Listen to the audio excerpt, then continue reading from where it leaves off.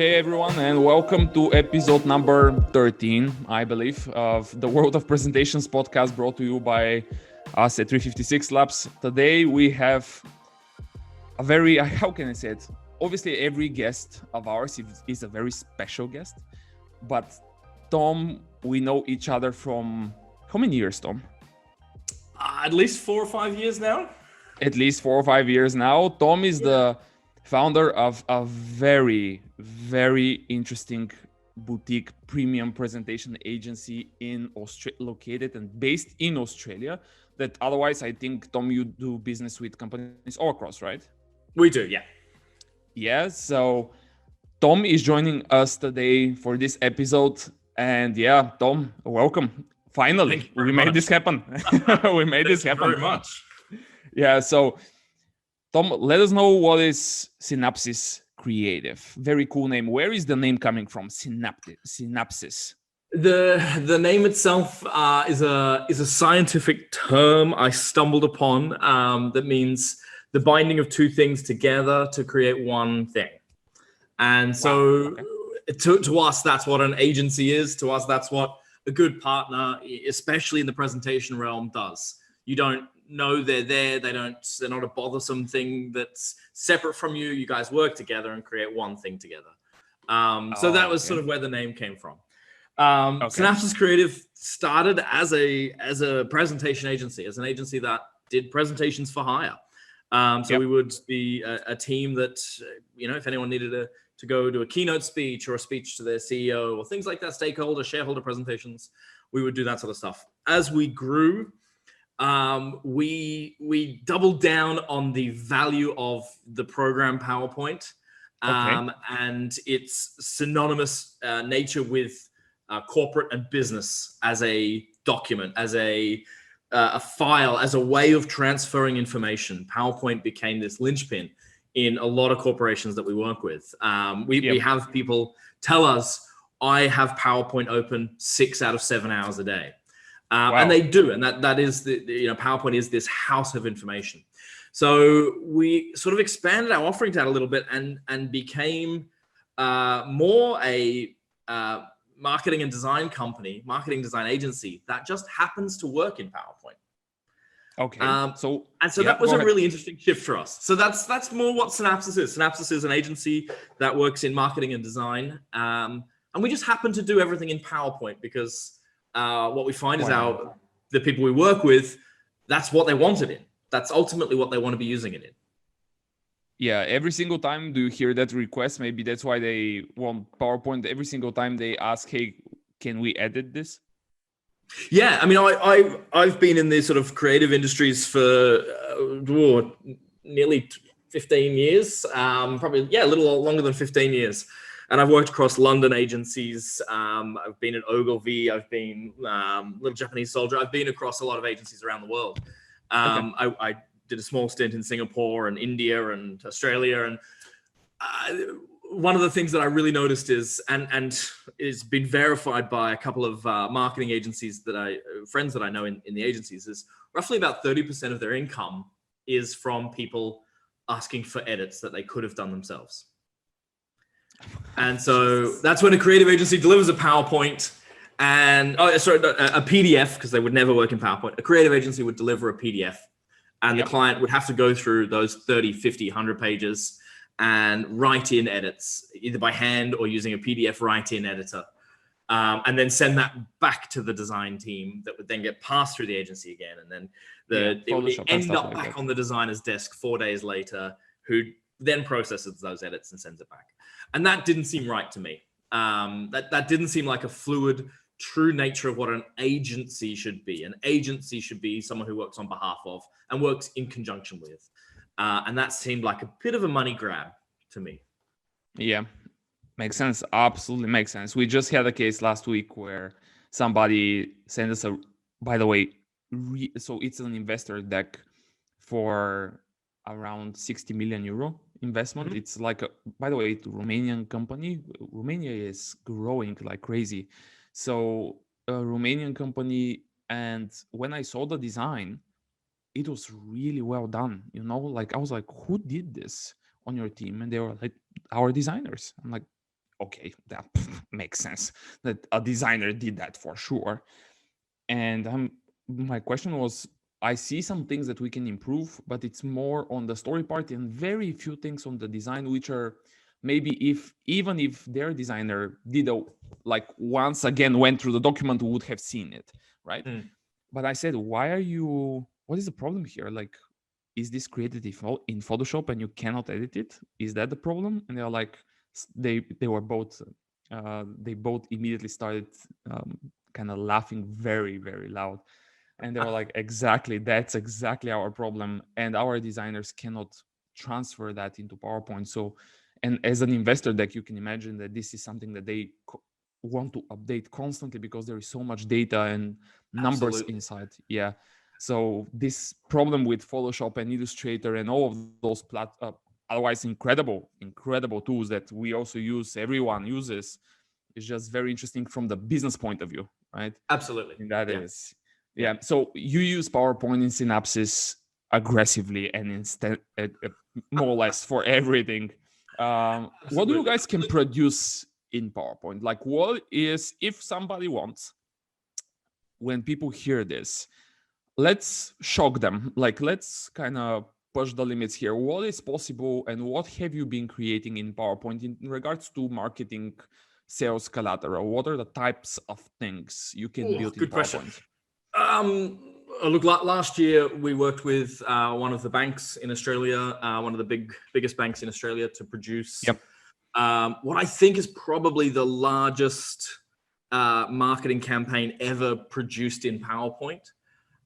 So it was a $500,000 campaign in collateral, design, architecture of the campaign, content, animations for videos, everything down to producing collateral and pens with designs all done in PowerPoint. So we absolutely did every pens, as in pen. Writing pens. Pen. Yes. Yeah, pen. I heard pin. I was like, pin? Really? Like the small pins that you kind of.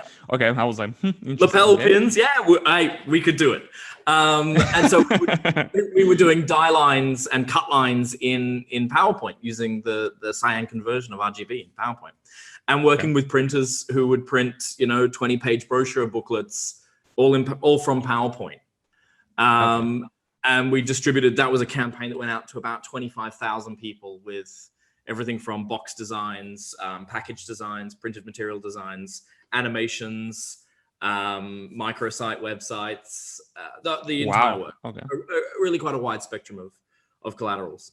E-learning components in there as well. Okay, so and absolutely everything was built in PowerPoint. Yes, absolutely. Okay, so now I do want to qualify that. We would never color grade an image in PowerPoint. There are tools that I would never hand draw pen in PowerPoint. It would do it in Illustrator and bring it over into PowerPoint to use. Got it. Yeah, got it.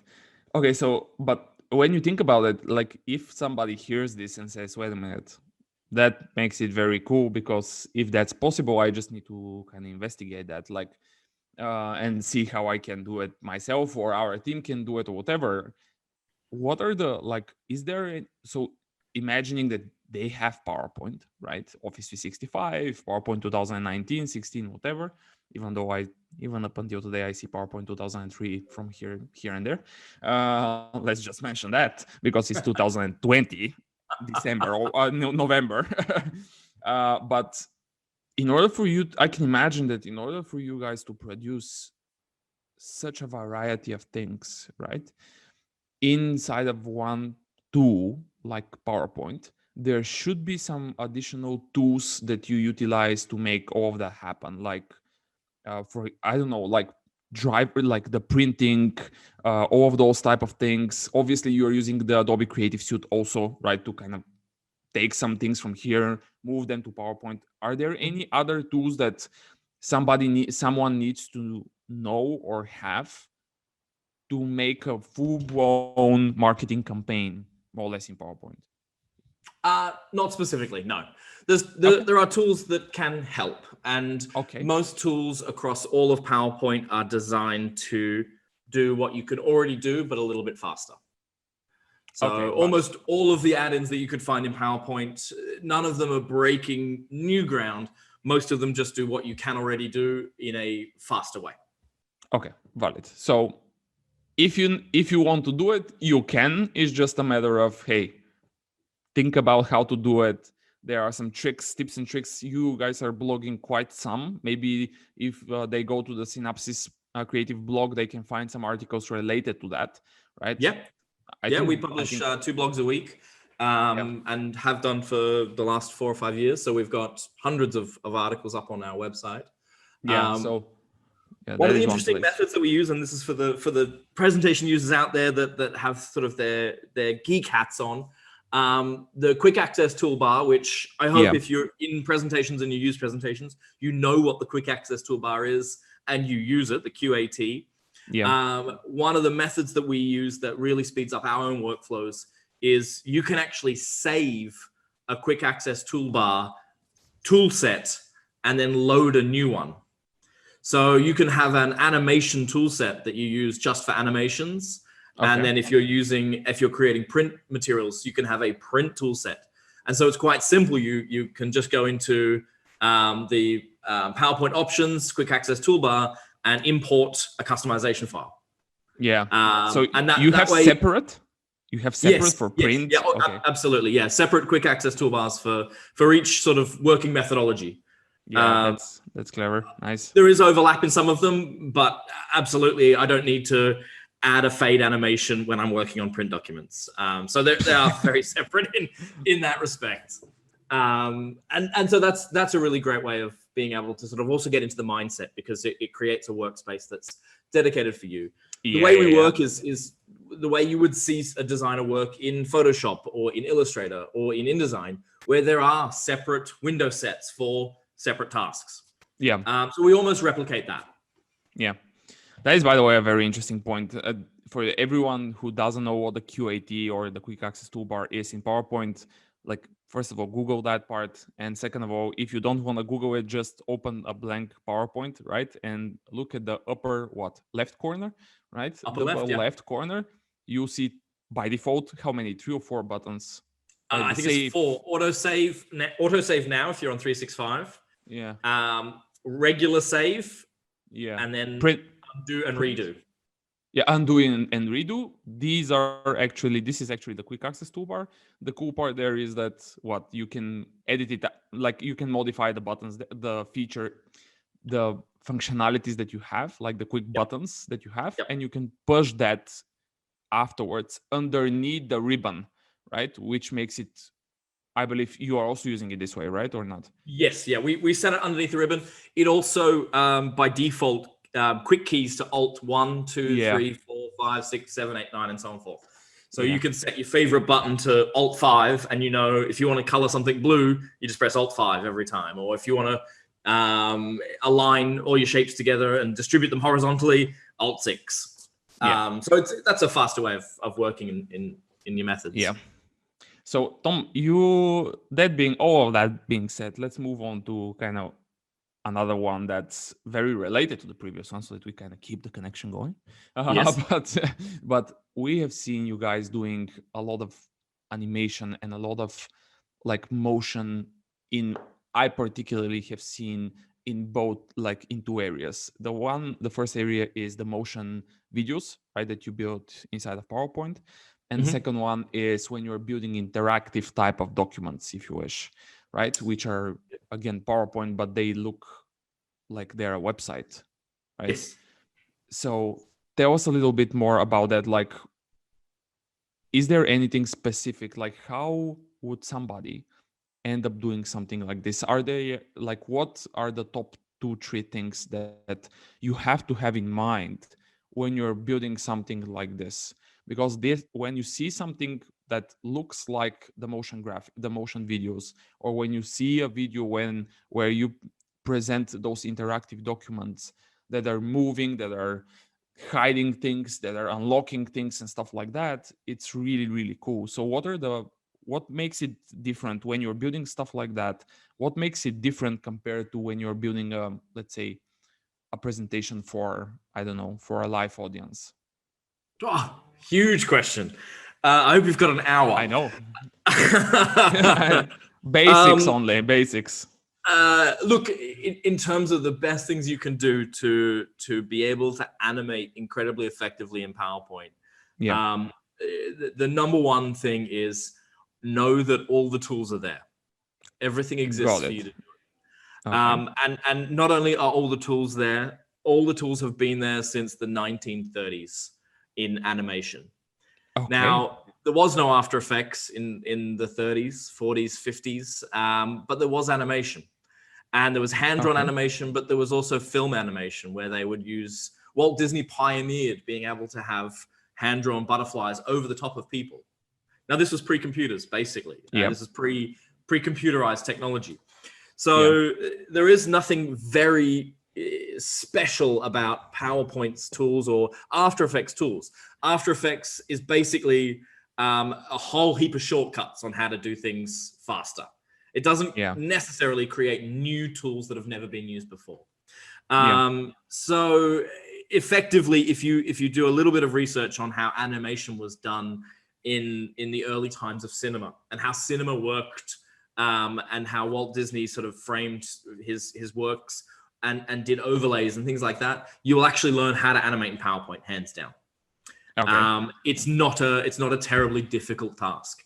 So things like masking things, they used to use on the old celluloid film strips, they used to use pieces of tape to mask over two pieces of celluloid.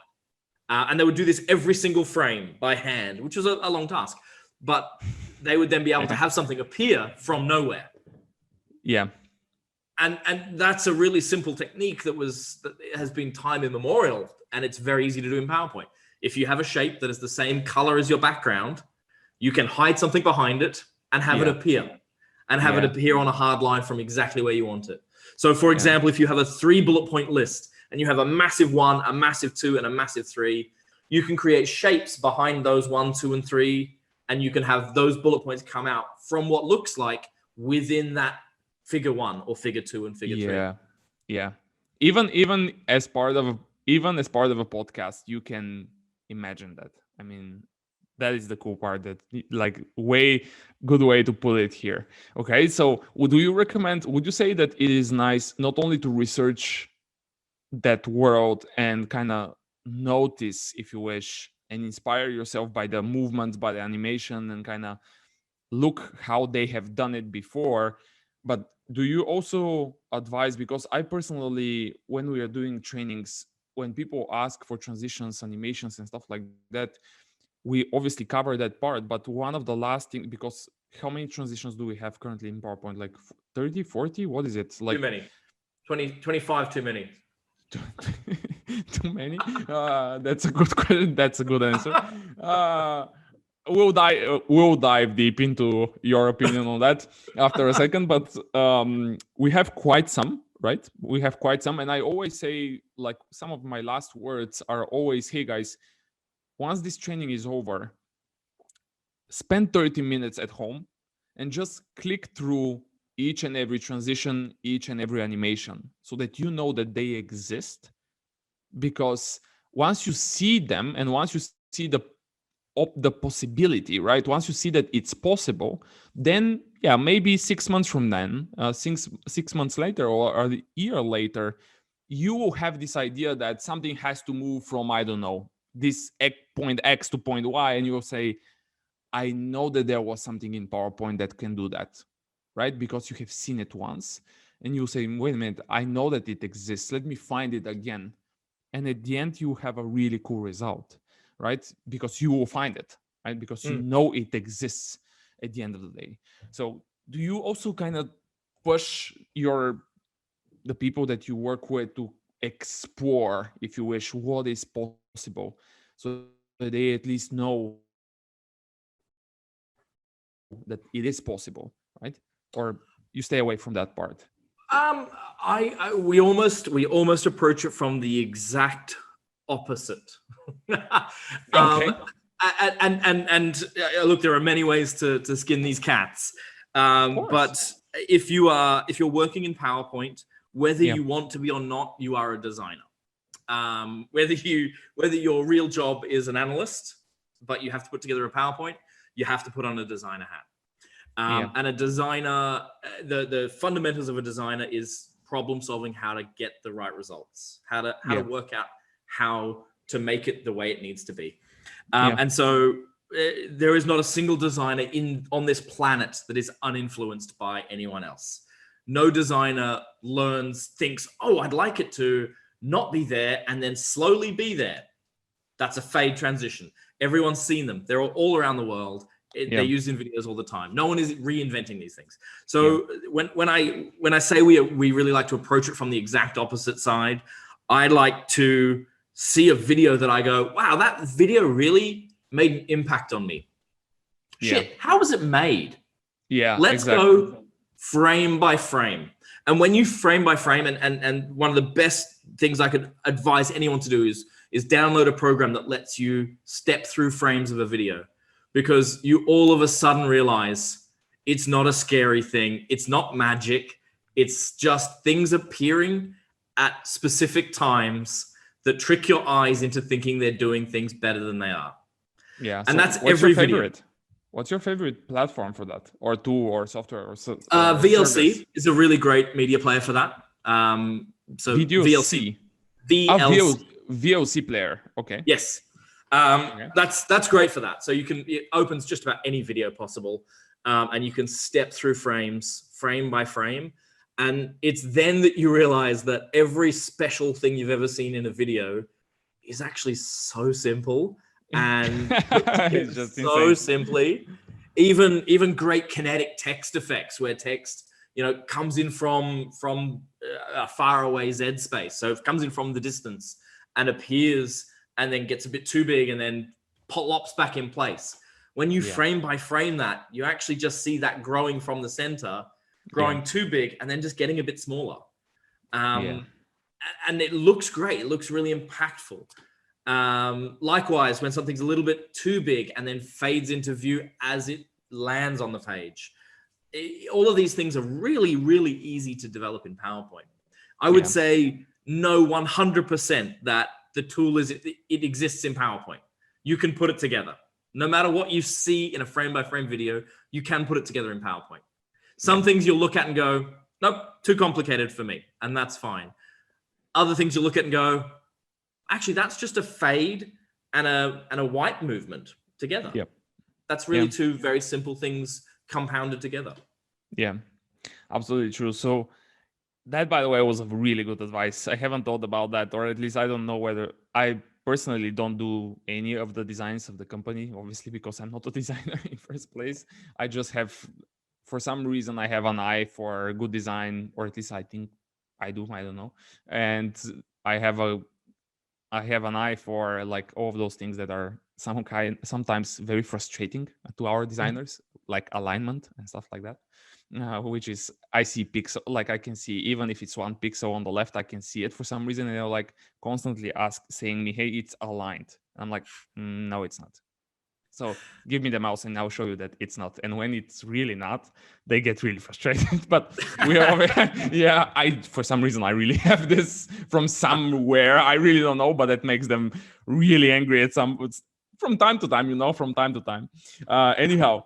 Their PowerPoint, obviously very powerful tool. You can do a lot of things there, but you have a very strong opinion on PowerPoint in terms of the user interface. And when you say, hey, there are too many transitions and animations, like, what's your thought on this? PowerPoint are doing a lot of things. They simplified, especially in PowerPoint Online, right? Yes. They simplified the ribbon, pushing, like they're trying to do something, right? So what are your thoughts on the new ribbon that's still available only in PowerPoint Online, and overall on the user interface? Do you think that they're going for the right thing here?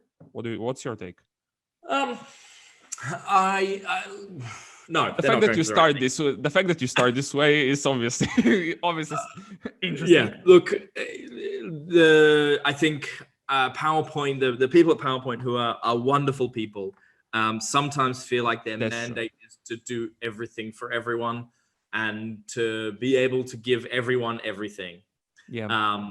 And I think that can be a challenge Yeah. You need only click on what I'm going to call is the design tab in PowerPoint. It's the don't click here for very many reasons at all tab. Because the first thing it shows you is somewhere in the order of 15 different templates that just a shit, to be honest. And everyone will know that you've just used a template. They are tired and old, and that's not what design is. Design is new and engaging and fresh. So they will be forever chasing their tail, because every time Microsoft releases something they think looks good, it's been used somewhere in the order of probably 5 million times in the first year. Yeah, that's true. And it gets old. It gets old very quickly. PowerPoint tried this with clip art. PowerPoint have tried this with a whole variety of things that just don't work. That just didn't work. Templates, transitions, half of the animations that you can use in PowerPoint are actually just compounded animations put together that you have no control over. They just are functionally useless. So look, in terms of the user interface, PowerPoint seems to be trying to make it so easy just to write 4 sentences and have a presentation designed for you. And that's never going to happen. It's a very admirable aim, but I love Designer for its ability to take a PowerPoint from, let's scale it on a 1 to 10, 1 being terrible, 10 being the most engaging piece of content you've seen. Designer can take you from a 1 to a 4. Or a 2 to a 4, or a 3 to a 4. But if you've got a 4, Designer's not going to take you anywhere. And that's a challenge. I think it's great that it is taking you to that stage, but the design ideas that they come up with, whilst everyone is going, wow, design is amazing, in 4 years' time, everyone's going to be going, Designer, oh yeah. Just as we did with clip art, just as we have done with the bounce animation, just as we've done with almost every single template that's native in PowerPoint. No one uses the templates in PowerPoint, I'm sure of it. And if they are, hopefully so. Sorry? Hopefully so, by the way. Hopefully they're not. But also, I can also appreciate, I am speaking from a position that works with large corporates and corporations and people that present for a living. I'm not representing the several million teachers of the world that use PowerPoint. I'm not representing the hundreds of millions of students that use PowerPoint to present their collateral and present their assignments. I'm not using PowerPoint to create Christmas cards, although we are in a corporate sense. We do in a corporate sense, but I'm not using PowerPoint to create simple graphics at home to be able to convey a message. So I can completely appreciate, and that is the challenge. That's the ultimately always going to be the challenge of PowerPoint. How can they make it so easy that anyone can use it, but yet so robust that you can create really engaging, well thought out communications pieces? And what about the online version? Do you like at least the simplification there, the simplified ribbon there? Have you tried it already? Probably. I love the ability to collaborate. The most clicked button I use in the online version is open in desktop app. Same. Oh my God. And that's simply because if you can have the same experience in the app, I'm going to use the app. If I can still collaborate, if I can still work with my team and comment on things on a presentation and contribute and sort of develop that holistic team, as well as invite our clients into that space, wonderful. Why I would do that in a web browser with limited functionality, I don't know. Still not clear, right? I don't have that answer, and I hope that one day Microsoft doesn't move away from desktop apps and it doesn't go cloud only, because that would be certainly in the short term a disaster. So I'm still not sure. The web app of PowerPoint still seems to be just a gateway for me to open a shared PowerPoint document in the desktop app. So have you seen, by the way, speaking all about that online web user interface, have you seen pitch.com? Yes. Already? So what do you think? Yes. Have you like what's your take on it? Like, what do you think? I would classify From what you it, saw. yes, I would classify it as designer for PowerPoint, but a bit better. Okay, sounds reasonable. Yeah, sounds reasonable. There's always going to be these sort of this AI take or this this automation take on design, and fundamentally, automation's never going to take over design. It will take over the processes behind design. Like, I've got 3 things, align them all together. I've got 6 things, give me 3 and then 3. It's never going to go, those 6 things might look better in a golden grid. So why don't I take this first thing and make it really big? Because this seems relevant to the overall communication strategy. This first thing seems to be, whilst it's in just a list of 6 bullet points, it seems to be really, really important. So I'm going to make that really big and put it in a box and separate that from the other 5 things. Or I'm going to create a hierarchy that's a little bit different to what we'd ordinarily look at. Or just literally, geez, we've been looking at slides that look very similar a lot. Why don't we throw a really punchy different thing in? Design. AI can't do that. Yeah. By the way, if you think about it, if AI can do that, we are in trouble. Like that would mean that AI got so creative, has these creative powers now, that I would be the presentation design part that it's capable of will be my least problem, I would say. I would be. It'll be running the country. It can now do all, like it can listen to somebody from a company, the company X, understand what they mean and what they say, and understand what they are not saying, and then build the deck for them that's so compelling and so on point to what they want to communicate and the way they want to communicate it, that no design person touches anything. Wow, that is interesting.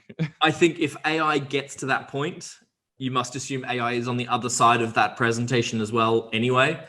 And so the presentation is already received and doesn't actually need to be put together at all.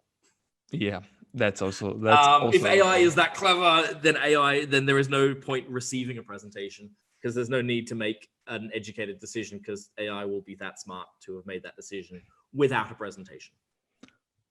Yeah, I would agree with you. And that's obviously a 1-hour discussion again, maybe more. Yes, again. Well, look, fundamentally AI and my knowledge of AI, and I've had some discussions with people in the AI space, and whilst there is phenomenal stuff that can be done in machine learning, it's still at a stage where you still have to teach it everything. Yeah. Which means when it comes to design, you can't teach it everything. Yeah. Because of the subjective nature of design, because of design trends, because of that color scheme that I saw when the sun was setting tonight. And I went, oh, wow, I'd really love to combine those in a specific presentation. Or there's a subtlety in the look of this person's photo that I really want to use as the cover of this presentation, because it's ever so slightly mischievous, but still is just perfect to present this message. Yeah. You can't teach AI that. Yet, right? Yet. And in the next probably decades too, because I also kind of monitor that space, and I don't think that's happened. And I was in that space, to be honest. So I was a database person. You were, absolutely. So we are far away from that. At least in my point of view, I haven't seen database technologies, and I am not monitoring that space in that level of depth that I was doing it before for now 6 or 7 years. So a lot of things changed, I think, in the last 7 years, especially in regards to tech. So maybe there are some changes here and there, in Microsoft Azure and stuff like that. So Tom, you are also going to be part of Present to Succeed, the conference that we are hosting in April 2021.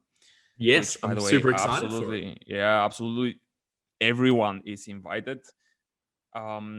You're going to be talking about what? Tell us a little bit about like an overview. What are you planning? So one of the big transitions that our company faced moving into we design everything, just happened to do it in PowerPoint. Yeah. A lot of those gateways happened through clients saying, what about the handouts?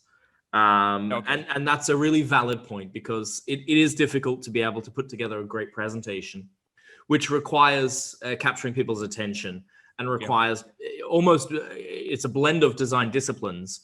And print does fall into that design discipline, but it's much more out-of-home advertising that PowerPoint, that presentations, large presentations, need to reflect. Yeah. So the question, what about the handouts, almost became can we create a different document? Can we create a A4 or US letter sized 20-pager that is bound and looks beautiful, that's still well designed, that has complementary design to the presentation, but not necessarily the exact printouts of the slides. Yeah. Because when you do have a takeaway, I truly believe about 80% of what you present verbally is your insights.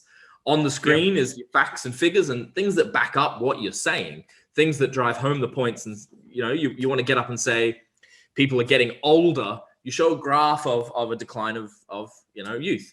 But you can then say our population is getting older, and we really feel like because of that difference in age, there's a gap that's going to be happening, X, Y, Z, blah, blah, blah. Yeah. You just printing that slide that has a graph of aging population doesn't give you that. So a lot of the questions we had from clients was, how do we make this into a complementary printable piece that we can likewise edit as frequently and as necessarily as a PowerPoint presentation. And so that was fundamentally one of our first big breakthroughs, and this is going back 10 years now, into let's make it happen. Let's make a print document perfect in PowerPoint. Yeah. And so are we talking about that and how to do that, how to set up a document that you would print and can legitimately send to a professional printer to print from PowerPoint? Yeah, that is going. I cannot wait. When we discussed this, I was like, when we kind of came up with the idea for the event, we see the same thing, even with the customers that we work with. Like, I believe that everyone in our world and everyone who is being asked to present get the question, hey, are you going to send the presentation afterwards? Right? That is the typical, like, so very often you can hear that. And people, that's why you end up having something that's like a document that you are presenting with, so that you don't have both, right? Presentation that's like very simple and engaging and stuff like that, and a document that you can leave as a handout or send as a handout. And when we were in kind of drafting the idea for the design track for the conference, because we have 4 tracks, right? The storytelling, the design, the tooling, and also the delivery, we were like, for sure there has to be a session on that part, because it's so much needed in the business world, I think.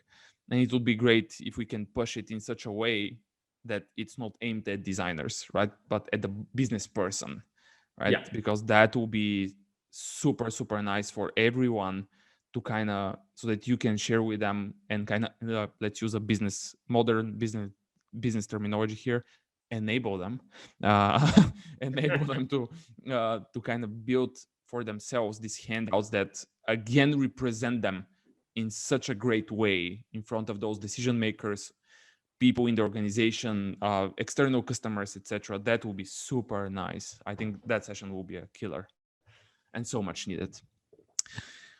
Okay, yeah, I mean, I also cannot wait for that one, to be honest. Yeah, I cannot wait for that one. And that's why I approached you and said, hey, we need to do one of those things. It's either motion or the document type of session. And then you said, hey, let's do the document, because that one should be better for that audience that we are aiming at, which is the business professional. Absolutely. It is just such a need. And I mean, not just as an associated document to a presentation, it just sort of drives to that heart of documents that get shared, that still need to look on brand and still need to look good, that just go around the world being updated monthly. I mean, we work with marketing departments that have sort of global marketing best practice documents that is contributed to by people around the world. Yeah. It still needs to look good. It still needs to be a document that people want to be part of and want to contribute to. If it was just a Word document that they had to paste images into and paste photos of their campaigns and collaterals into, it would fall apart in a heartbeat. And so being able to create a framework or a document framework that it still looks like an A4 document, it still looks like a book, is really important for them. And I think that's a story that I hear around the world. Yeah, I completely agree. So Tom, one last here. Coming from the maybe like my main question is, let's end up that discussion, that great discussion, with one final advice based on what you see businesses get wrong in one way or the other. Like, what is going to be your one advice for the business person who needs to present? Sometimes he or she is being asked to present, but they don't want to. What is probably the top mistake that you see out there? And let's come up with one advice for those people based on that mistake that you see out there. Like, what's on top of your head? Have you got another hour? No, just one. Look, if the one mistake I see continuously is people not thinking design is a skill set you can learn. People jumping into a PowerPoint and just putting it all in and going, that's it. Whereas if you got up and wore some pajamas on stage to present, that's not good enough. But you know how to dress yourself, and you know how to choose clothes that are appropriate. You've learned that through your career, through your life. You've learned that sometimes you can wear a full suit, sometimes you can get away with just wearing a shirt and tie, and that it depends on the audience and it depends on who you're speaking to. Likewise, in the feminine world, it's the same thing. Sometimes you have to wear a suit. Sometimes you can get away with wearing a blouse. It is just about knowing what's appropriate and knowing how to put it right, put it together right. And a presentation is exactly the same. You can't just throw it all together and go, this is what I did. Being able to learn the principles of how to dress right, how to dress appropriately for the occasion, is the same as learning the graphic design principles of how to put together a slide that works, how to put together, even if you're not the world's most professional graphic designer in the world, being able to, what I'd say, dress yourself in graphic design is enough in the business world to actually make you stand out amongst your peers. Yeah, that's a great way to put it. And I'm now asking myself why every single time when I saw you, you were in a suit. So depending on the audience, that's very interesting. Anyway, so where can people find more about? Don't answer that question because I believe it's a 1 hour answer also. So where can people find, obviously, Synapsis Creative? What is it? Is it .com? It is synapsiscreative.com. Yes. Okay, synapsiscreative.com. SYNAPSIS creative. Yes. Yeah. So any other platform, any other channel where they can find the company, what you guys are doing, or you, what is the best place? We're on YouTube, we're on LinkedIn, we're on Twitter, we're on Facebook. We sort of sit all over the place. Yeah. YouTube, you can find a lot of our animated work that we upload there. LinkedIn, we publish all of our blogs to LinkedIn, so you can read our content there.